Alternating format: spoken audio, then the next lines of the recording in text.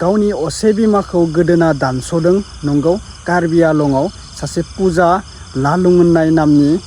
गावनिनो असे फिसाजोआ गावनि बिमाखौनो उन्दुनाय समाव सिखाजों गोदोनायाव दानस'नानै बुथारदों। जोबोद गिख्रंथाव जाथाय आरो जोबोद दुखुनांथाव जाथाया बेनो गावनि असे फिसाजोआनो बिमाखौ दानस'नो बोरै हाखो बियो ओरैबायदि अननाय गैयै अन्थाइ बिखा आरो खोनानो मोननाय बायदिब्ला बिनि बिमाया एसे बोरैबा होननाय खोनानो मोन्दोंमोन। बेसेबां सैथो बेखौ निउसनि गेजेरजों मोनथिखायो सोरबा आरो बेफोरबायदि बिमाखौ दानस'नानै बियो बबे रायजोआव जाहैगोन ना बियो अन्थाइ बिखा लानानै जोनोम जादों नों गावनि असे बिमाखौ बुथारदों बा सोरनिबा बिदा फंबायखौ बुथारदों नों बे जोनोमाव बे प्रिथिबियाव नोङो हारसिङै माबा मोनसे संसार जानो फैदों नामा नोंबोथ' सानसे नङा सानसे थैनानै थांगोन अब्ला गावनि असे बिमाखौ बियो बोरै दानथारनो हाखो ओरैबायदि सासे गिखक माने गिनाय गैयै सासे फिसाजोआ ओरैबायदि हिम्मत खा लानानै गावनि बिमाखौ मारै बुथारनो हाखो बियो आंथ' जोबोद गाज्रि मोनदों बेखौ थाबैनो साजा होनांगौ। कार्बि आलंआव जादों बे जाथाया आङो ओरैबायदि गिनाय मोन्दों बा ओरैबायदि दुखु मोन्दों गावनि असे बिमाखौनो बेफोरबायदि दानथारनाया बियो जोबोद गाज्रि जादों जोबोद मुगैथाव जाथाय। कार्बि आलंआव आंनो सेयार खालामहरदोंमोन दहाय फुङावनो सेयार खालामहरदोंमोन आं टाइम मोनैयाव दासो होनाय जाबाय लोगोफोर दे फुल भिडिअखौ नायनो थाखाय नोंथांमोना आंनि इउटुबाव नायदोंबा इउटुबाव नायखादो फेसबुकाव नायदोंब्ला नोंथांमोना इउटुबाव थांनानै भिडिअखौ फुल नायदो दे लोगोफोर दिप बादुला आंना इउटुब चेनेलनि मुङा ओमफ्राय फेसबुकावथ' नोंथांमोना मिथिखायो बेनो फेसबुकाव नायदोंब्ला इउटुबाव थांना फुल भिडिअखौ नाय आरो इउटुबाव नायदोंब्लाथ' फुल भिडिअआ बेयावनो नुनो मोनगोन लोगोफोर दे गिबियावनो बयनिसिमबो फिन खेब बरायहरबाय जायफोरा चेनेलाव गोदान साबस्क्राइब खालामना लादो आरो बबे डिस्ट्रिक्टनिफ्राय आंनि भिडिअखौ नायदों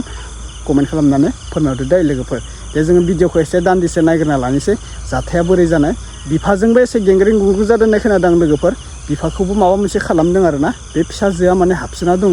बिमाखौ दानथारनानै गोबां रायजोफोरा सोंथि मा जानाय न'खराव बोरै दानथारलायनाय मानाय बेफोरबायदि गोबां सोंदों माने मा बुंबावगोन लाइमोनखि जा सोरबा दुथां मानसिखि जा जोंहा मानसिफोरा दाउ अमाफोरबायदिसो जाबायना बुथारलायनो गिलिया नांलाय खमलायनो गिलिया ओरैबायदि दुखुनांथाव माने मानसिनि जिउआ एकदम थास' दै लाइनिफोरबायदि दै बायदिसो जाबाय आरो ना जुन्थुफोर बायदिसो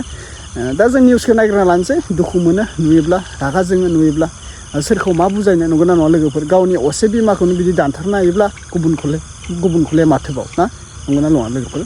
दे नायग्रोनानै ला बेफोरबायदि जाथाया सानफ्रोमबो जों खोनानो मोनबाय थायो दे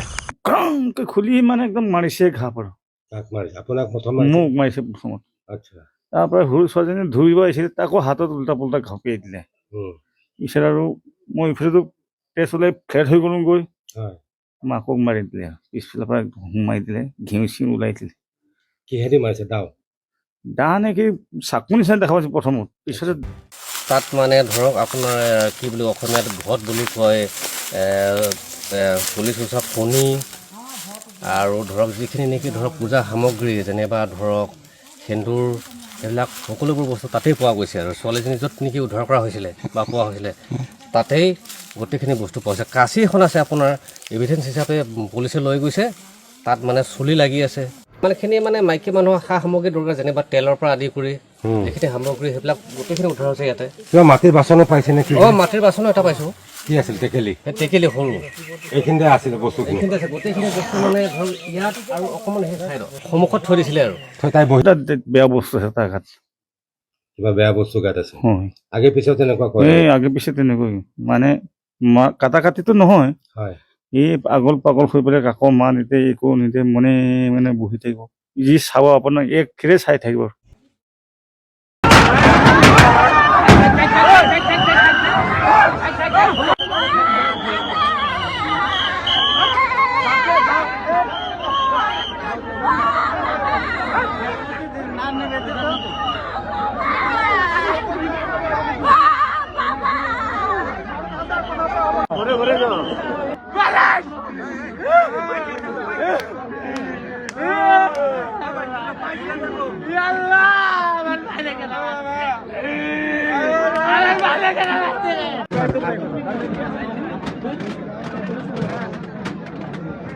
वीडियो ऑफ करो ना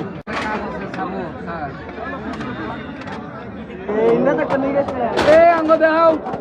ध्यान रखो काम करूंगा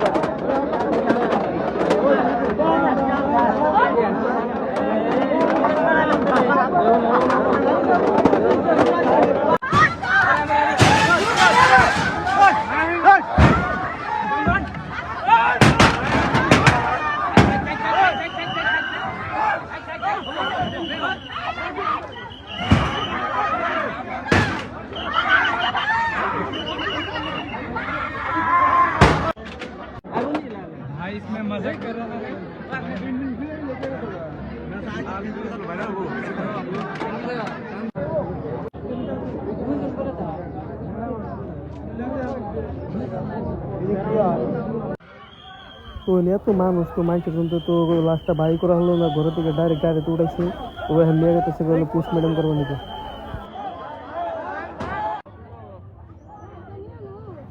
তো অন্যরা যদি এই জায়গাটা চিনা থাকেন, আমি দেখে দিই, যদি এই জায়গাটা চিনা থাকেন তাহলে কমেন্ট করে কোন যে এটা